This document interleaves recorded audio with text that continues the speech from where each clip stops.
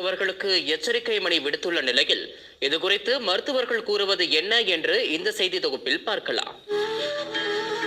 பாடி ஸ்ப்ரேயால் உயிரிழக்க நேரிடுமா என்பதுதான் தற்போது பலரையும் அதிர்ச்சியடைய செய்துள்ள விவாதமாக மாறியுள்ளது.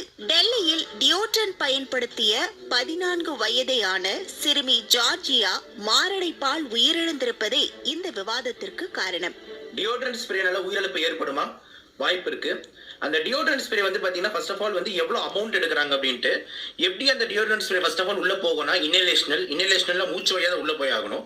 ஸோ மூச்சு வழியா உள்ள போகும்போது ஒரு அக்யூட் ஒரு கொஞ்ச நேரத்துல நிறைய அமௌண்ட் ஆஃப் ஸ்ப்ரே வந்து உள்ள போச்சுன்னா அந்த ஸ்ப்ரேல இருக்கிற கெமிக்கல்ஸ் வந்து நம்ம ரத்தத்துல கலக்கும் போது சுவாச அவர்கள் கெமிக்கல்ஸ் ஹைட்ரோ கார்பன்ஸ்லாம் இருக்கு.